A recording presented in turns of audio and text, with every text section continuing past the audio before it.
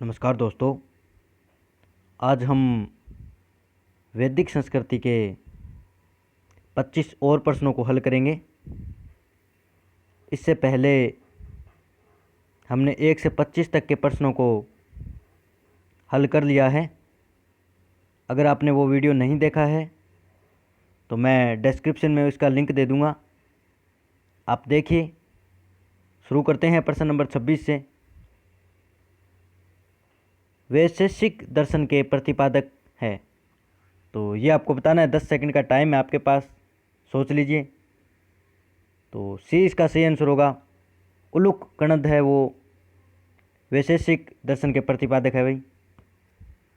और जो पतंजलि है वो योग के हैं। योग जो दर्शन है उसके प्रतिपादक पतंजलि है। क्वेश्चन नंबर 27 देखिए। मीमांसा या पूर्व मीमांसा दर्शन के प्रतिपादक है। तो ये आपको बताना है भाई, मीमांसा या पूर्व मीमांसा दर्शन के प्रतिपादक कौन है।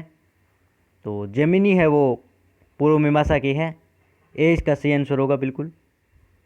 क्वेश्चन नंबर 28 देखिए।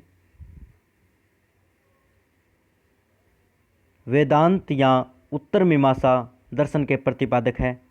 तो उत्तर मीमांसा दर्शन के प्रतिपादक आपको बताना है कौन है।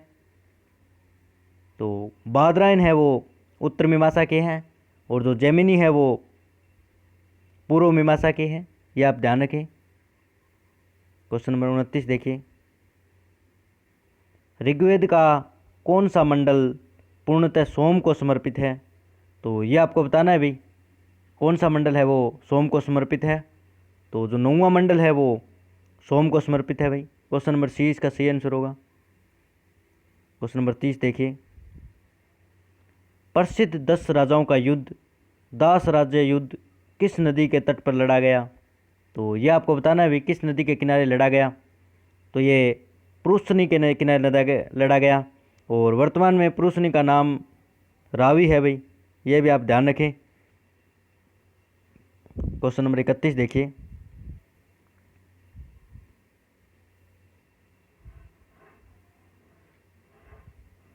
वैदिक युग में प्रचलित लोकप्रिय शासन प्रणाली थी। तो ये आपको बताना है भाई, कौन सी शासन प्रणाली प्रचलित थी। तो ये गणतंत्र शासन प्रणाली है वो प्रचलित थी भाई। क्वेश्चन नंबर 32 देखिए। 800 ईसा पूर्व से 600 ईसा पूर्व का काल किस युग से जुड़ा है। तो ये आपको बताना है भाई, किस युग से जुड़ा है। तो ये ब्राह्मण युग से जुड़ा है भाई। ये इसका सही आंसर होगा। क्वेश्चन नंबर 33 देखिए। किस काल से अछूत की अवधारणा स्पष्ट रूप से उदित हुई। तो ये आपको बताना है भाई। तो डी इसका सही आंसर होगा। धर्मशास्त्र काल में है वो अछूत की अवधारणा स्पष्ट रूप से उदित हुई भाई। क्वेश्चन नंबर 34 देखिए। गायत्री मंत्र जो कि देवी सावित्री को समर्पित है किस पुस्तक में मिलता है। तो ये आपको बताना है भाई, कौन सी पुस्तक में मिलता है। तो ये ऋग्वेद में मिलता है भाई। ए इसका सही आंसर होगा। क्वेश्चन नंबर 35 देखिए। न्याय दर्शन को प्रचारित किया था। तो ये आपको बताना है भाई, किसने प्रचारित किया था। तो गौतम ने किया था भाई। बी इसका सही आंसर होगा। और जो जैमिनी था उसने पूर्व मीमांसा किया था। ये हम पहले पढ़ चुके हैं, इन्होंने पूर्व मीमांसा किया था। क्वेश्चन नंबर 36 देखिए। प्राचीन भारत में निष्क के नाम से कौन जाने जाते थे भाई। निष्क के नाम से क्या जाने जाते थे। तो ए इसका सही आंसर होगा भाई। जो स्वर्ण आभूषण है वो निष्क के नाम से जाना जाता था। क्वेश्चन नंबर 37 देखिए। योग दर्शन के प्रतिपादक है। तो ये आपको बताना है भाई, योग दर्शन के प्रतिपादक कौन है। तो पतंजलि है वो योग दर्शन के हैं। ये इसका सही आंसर होगा। क्वेश्चन नंबर 38 देखिए। उपनिषद पुस्तकें हैं। तो ये आपको बताना है भाई। तो ये दर्शन पर आधारित है भाई। डी इसका सही आंसर होगा। क्वेश्चन नंबर 39 देखिए।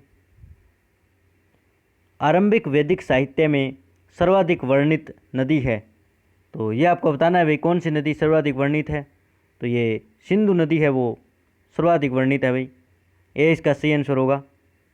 क्वेश्चन नंबर 40 देखिए, उपनिषद काल के राजा अश्वपति शासक थे, तो ये कहाँ के थे भाई? तो ये के थे भाई। 20 का सी आंसर होगा। क्वेश्चन नंबर 41 देखिए, सॉरी टाइपिंग मिसप्रिंट से 41 नंबर क्वेश्चन रह गए हैं। 42 नंबर देखिए, वैदिक नदी कुंभा का स्थान कहाँ निर्धारित होना चाहिए? तो ये आपको बताना है भाई। क्वेश्चन नंबर 42 का आंसर, तो ए इसका सी आंसर होगा भाई, अफगानिस्तान में है ये। क्वेश्चन नंबर 43 देखिए, कपिल मुनि द्वारा प्रतिपादित दार्शनिक प्रणाली, तो उनके द्वारा दार्शनिक प्रणाली किस नाम से जानी जाती है? ये आपको बताना है भाई। तो 20 का सी आंसर होगा भाई, संख्या दर्शन के नाम से जानी जाती है। क्वेश्चन नंबर 44 देखिए, भारत के किस स्थान की खुदाई से लोहे धातु के प्रचलन के प्राचीनतम प्रमाण मिले हैं? तो ये आपको बताना है भाई, कहाँ से मिले हैं? तो ये 20 का सी आंसर होगा भाई, अंतरजी खेड़ा से मिले हैं भाई ये।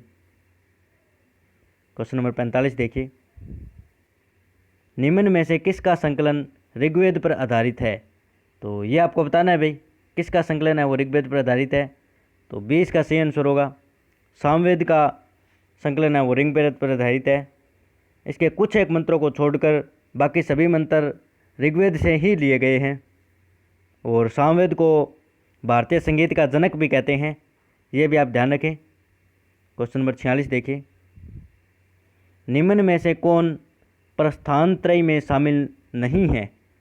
ये आपको बताना है भाई, कौन सा इसमें शामिल नहीं है? तो भगवत गीता भी शामिल है, ब्रह्म सूत्र भी शामिल है, उपनिषद भी शामिल है, ये भागवत इसमें शामिल नहीं है। ये इसका सी आंसर होगा भाई। क्वेश्चन नंबर 47 देखिए, कर्म का सिद्धांत संबंधित है, तो ये आपको बताना है भाई किससे संबंधित है? तो ये मीमांसा से संबंधित है भाई, 20 का सी आंसर होगा। क्वेश्चन नंबर 48 देखिए, चरक संहिता नामक पुस्तक किस विषय से संबंधित है? तो चरक संहिता का आपको विषय बताना है भाई, तो ये चिकित्सा से संबंधित है। और प्रथम आपको अगर चिकित्सक का नाम पूछ ले तो सुश्रुत था भाई, प्रथम चिकित्सक सुश्रुत।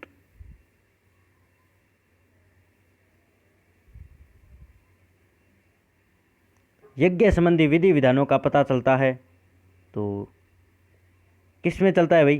तो ऋग्वेद से चलता है भाई, ए इसका सी आंसर होगा। क्वेश्चन नंबर 50 देखिए, वैदिक युगीन सभा, तो वैदिक युगीन सभा है वो क्या थी भाई? ये आपको बताना है। गांव के व्यावसायिक लोगों की संस्था थी? नहीं, ये नहीं थी। राज दरबार होता था? नहीं, ये नहीं थी। मंत्री परिषद थी? बिल्कुल सी इसका सी आंसर होगा, ये मंत्री परिषद ही थी। तो ये थे वैदिक संस्कृति से संबंधित 50 प्रश्न।